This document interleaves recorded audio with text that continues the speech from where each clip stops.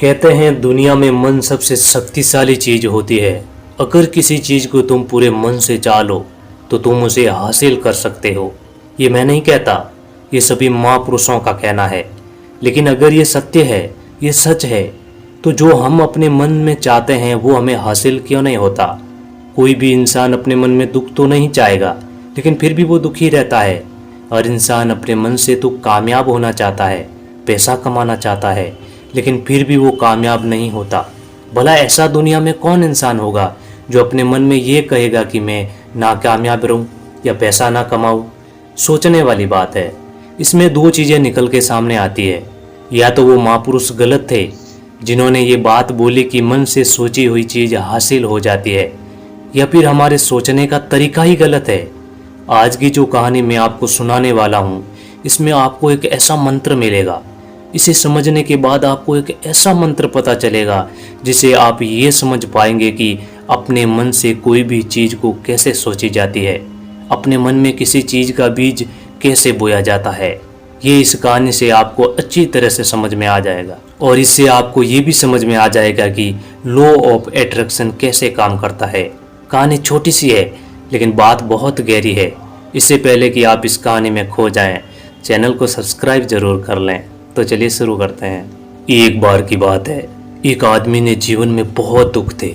वो जो भी काम करता उस बेचारे का काम पूरा ही नहीं होता। घर में आता तो घर में कलेश बना रहता, किसी से मदद मांगता तो कोई मदद नहीं करता। ऐसा लगता था कि चारों ओर से दुखों का पहाड़ उसी पर टूट पड़ा है। उसे समझ नहीं आ रहा था कि मैं दुखों से पार कैसे पाऊं। वो दिन रात यही सोचता रहता था कि अपने दुखों से छुटकारा कैसे पाना है। इसी कारण से वो आदमी सही से सो नहीं पाता था। उसकी आंखों के नीचे बड़े बड़े काले घेरे बन गए थे, जो इस बात का प्रतीक था कि वह आदमी अपने जीवन में कितना दुखी है, कितना चिंतित है। कभी कभी तो उसके मन में आत्महत्या करने के ख्याल भी आते थे, लेकिन अपने परिवार की चिंता करके वो ये कदम नहीं उठा पाता था। इतना दुखी हो गया था। एक बार उसने ये निर्णय लिया कि वो इस दुखों से छुटकारा पाकर रहेगा। इसके लिए चाहे उसे कितनी भी मेहनत करनी पड़े, कुछ भी करना पड़े, लेकिन इस दुखों से छुटकारा हासिल करके रहेगा। ऐसे ही एक दिन उसने अपने मित्र से पूछा कि मैं अपने जीवन को कैसे सुधारूं। उसके मित्र ने बताया कि तुम किसी बाबा के पास जाओ। बाबाओं के पास ऐसा मंत्र होता है जिससे सारे दुख मिट जाते हैं, जीवन खुशियों से भर जाता है और धन संपदा भी हासिल होती है। तुम किसी ऐसे बाबा को ढूंढ लो, बस तुम्हारा काम हो जाएगा। उस आदमी के मन में ये बात पूरी तरह से पक्की बैठ गई कि कोई बाबा ही मेरा दुख दूर कर सकता है, और इसलिए उसे किसी भी बाबा के बारे में पता चलता तो उस बाबा के पास पहुंच जाता और उस बाबा को अपनी समस्या बताता और उसके समाधान पूछता, और बाबा को कहता कि मैं कुछ भी करने के लिए तैयार हूं, लेकिन मेरी इन समस्याओं से छुटकारा दिला दीजिए। आप जो चाहेंगे मैं करूंगा, जो चाहेंगे मैं आपको दूंगा। बाबा उसे कुछ टोना टोटका करने के लिए कहते और बदले में कुछ दान दक्षिणा ले लेते, और बाबा कहते कि ये टोना टोटका करने के बाद तुम्हारे घर में सुख शांति बनी रहेगी, बस इस टोटके को पूरी विधि के साथ करना। वह आदमी घर लौटकर पूरी विधि के साथ टोने टोटके करने लगा, लेकिन बहुत टोने टोटके करने के बाद भी उसके जीवन में कुछ भी बदलाव नहीं आया।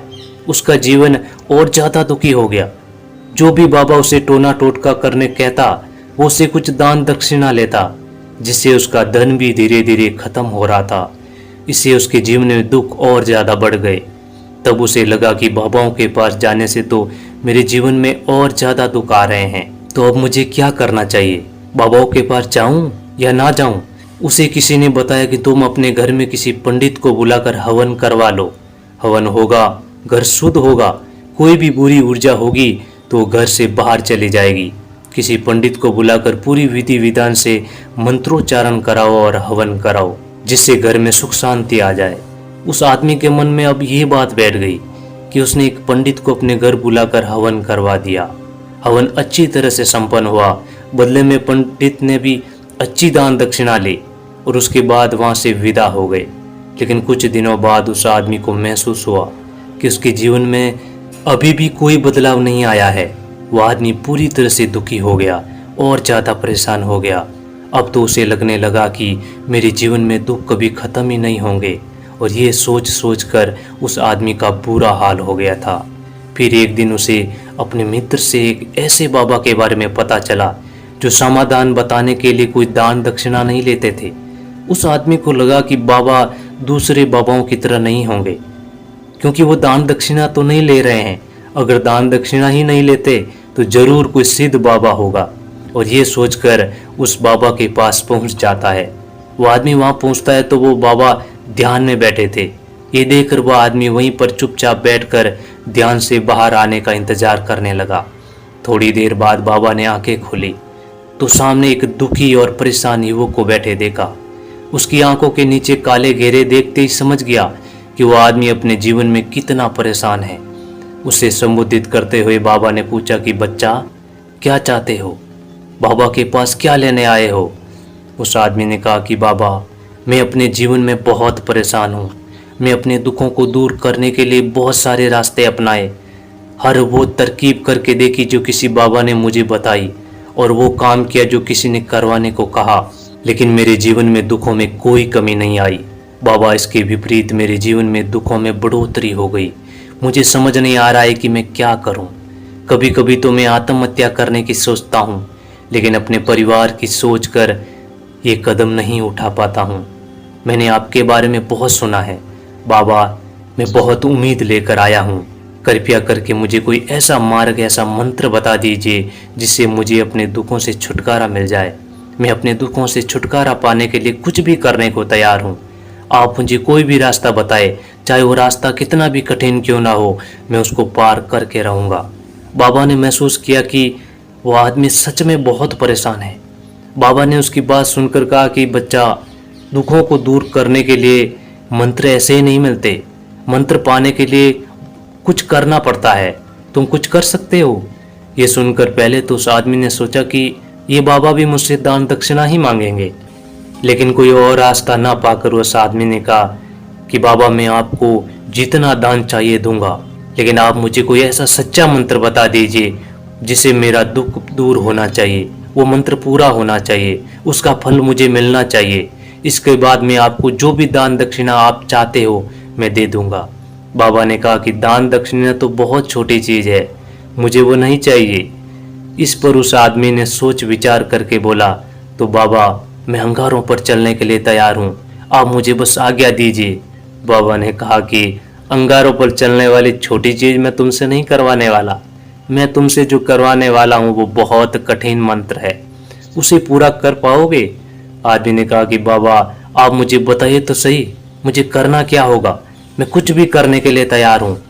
उस पर बाबा ने उसे कहा कि यहाँ से जब तुम अपने घर जाओ तो रास्ते में अपने मन में एक ही बात सोचते जाना कि मैं सुखी हूँ, मैं सुखी हूँ, मैं सुखी हूँ। बार बार अपने मन में यही बात दोहरानी है, लेकिन याद रहे ये बात जुबान पर नहीं आनी चाहिए, ये सिर्फ मन में दोहराना है। ये सुनकर वह आदमी बोला, बाबा, बस इतनी सी बात, ये तो मैं चुटकी बजा के कर लूँगा, लेकिन इससे होगा क्या बाबा? बाबा बोले कि इस मंत्र को करके देखो। वैसे भी तुमने बहुत बाबाओं के मंत्र किए हैं, तो इस मंत्र को भी करके देख लो। उस आदमी ने सोचा कि बाबा कुछ दान दक्षिणा तो ले नहीं रहे, ये छोटा सा मंत्र है, इसे तो मैं कर ही लूँगा। वो बोला, ठीक है बाबा, ये मंत्र जरूर करूँगा। वह आदमी ये कहकर वहाँ से उठकर चलने लगा, लेकिन जैसे ही वो चलने लगा, पीछे से बाबा ने बोला, बच्चा, एक बार याद रखना, जब तुम्हें मंत्र अपने मन में दोहरा रहे हो तो तुम्हारे मन में बंदर के विचार नहीं आने चाहिए, बंदर के ख्याल नहीं आने चाहिए, नहीं तो ये मंत्र सिद्ध नहीं होगा। वह आदमी बोला, मुझे तो आज तक बंदर का कोई विचार नहीं आया, तो अब क्यों आएगा? आप चिंता मत करिए बाबा, मैं बस मन में यही सोचता रहूँगा, मैं सुखी हूँ, मैं सुखी हूँ। इसके अलावा बंदर का कोई विचार मेरे मन में नहीं आएगा। ये कहकर वो आदमी वहाँ से चल दिया। वो अपने मन में मैं सुखी हूँ, मैं सुखी हूँ ये दोहराता हुआ थोड़ी ही दूर चला कि उसके मन में अचानक से बंदर का ख्याल आया। बंदर का ख्याल एक बार आया और चला भी गया, लेकिन उस आदमी ने सोचा कि आज तक तो मुझे बंदर का कोई विचार नहीं आया, बंदर का विचार क्यों आ रहा है? और ऐसे करके उस आदमी ने बंदर के विचार को पकड़ लिया। वो भूल गया कि मुझे क्या मंत्र दोहराना है। वो बंदर के बारे में सोचने लगा। थोड़ी देर बाद उसे फिर होश आया तो वो फिर से अपने मंत्र को दोहराने लगा, लेकिन अचानक से उसके सामने एक बंदर दिखाई दे दिया। ये देखकर उसके मन में फिर से बंदर का विचार उठ गया। वो अपने अंदर से विचार को बाहर निकालना चाहता था कि मेरे अंदर से किसी भी तरह बंदर का विचार ना आए, लेकिन उसे तो सामने बंदर ही दिखाई दे गया। ऐसे ही जहदोजहद करते करते वह अपने घर पहुंचा। घर पहुंचकर अपने पत्नी को कहा, बंदरिया मुझे खाने में बंदर परोस दो। जब उसको एहसास हुआ कि उसने क्या बोल दिया, वो अपने बाल नोचने लगा। वो दीवारों पर सर मारने लगा कि आज तक मुझे बंदर का कोई विचार नहीं आया और आज मुझे ये क्या हो रहा है कि मुझे हर जगह बंदर ही बंदर नजर आ रहे हैं। ये कैसी माया है। ये सोच सोच कर वो आदमी रात भर सो नहीं पाया। रात भर करवटें बदलता रहा और सुबह उठकर सीधा बाबा के पास पहुंच गया और उसके चरणों में गिर पड़ा। बोला, बाबा पता नहीं क्या चमत्कार हो रहा है। आज तक मुझे बंदर का कोई विचार नहीं आया, लेकिन कल से जब से आपने मुझसे कहा कि बंदर का विचार नहीं आना चाहिए, तब से मुझे हर जगह बंदर ही नजर आ रहे हैं। उस आदमी ने कहा कि बाबा मुझे तो आपके पीछे भी पेड़ पर बैठे बंदर खेलते हुए दिखाई दे रहे हैं। ये क्या हो रहा है। बाबा ये सुनकर हंसने लगे। बच्चा, मन का जाल एक ऐसा जाल है जिसे समझ पाना इतना आसान नहीं है। बंदर तो तुम्हारे रास्ते में पहले भी आते हैं। जब तुम मेरे पास आए थे तो उन्हीं पेड़ों पर ये बंदर घूम रहे थे, लेकिन तब तुम्हारे ध्यान में ये बंदर नहीं था। अब तुम्हारे ध्यान में सिर्फ अपने दुख थे। बाबा ने उसे बताया कि बच्चा, हम किस चीज़ से भी दूर भागना चाहते हैं, वो चीज़ हमारे मन में बहुत गहरे प्रवेश हो जाती है। वो हमारे अंतर मन में समा जाती है। असल में हम जिस भी चीज़ से छुटकारा पाना चाहते हैं वो हमारे साथ बहुत गहरे से जुड़ी हुई होती है। हम जितना छुटकारा पाना चाहते हैं इतनी ही वो गहरी हमारे मन में बैठती चली जाती है और आखिरकार वो हमारे अंतर मन में छा जाती है। ऊपर से तो हम चाहते हैं खुशी हो के मैं खुशी हूँ, मैं खुशी हूँ। हमारे होठों पर भी यही बोलते हैं, लेकिन हमारे मन में दुख समाये होते हैं। हमारे विचारों में, हमारे मन में दुख होता है। इसलिए अपनी जुबान से बाहर बाहर बोलने से सुखी हूँ नहीं होते भाई। तब तक तुम्हारे मंत्र तुम्हारे अंतर मन में प्रवेश नहीं होगा, तब तक ये मंत्र काम नहीं करेगा। इस पर उस आदमी ने पूछा कि बाबा, लेकिन ये मंत्र हमारे अंतर मन में प्रविष्ट कैसे होगा। ये सुनकर बाबा ने कहा कि बच्चा, अपने दुखों से लड़ना बंद कर दो। जब तक तुम अपने दुखों को दूर करने की सोचते रहोगे, वह तुमसे चिपके रहेंगे। तब तक वह तुम्हारे अंतर मन में अपना राज जमाए बैठे रहेंगे। और जिस दिन तुम दुखों के बारे में सोचना ही छोड़ दोगे, उन दुखों से छुटकारा पाना ही नहीं चाहोगे, उस दिन से तुम्हारे जीवन में दुख गायब हो जाएंगे।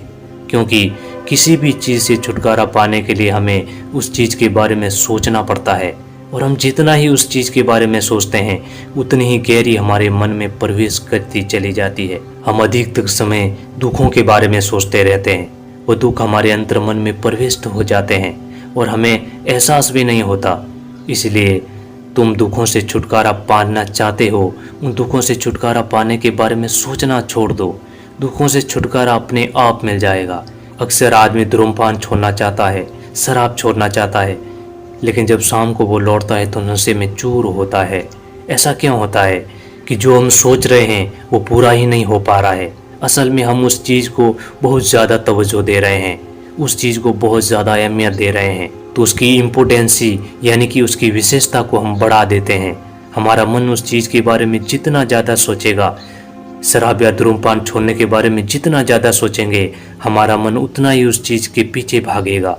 हमें उस चीज़ से लड़ना नहीं है, बल्कि बिना सोचे गुजर जाना है।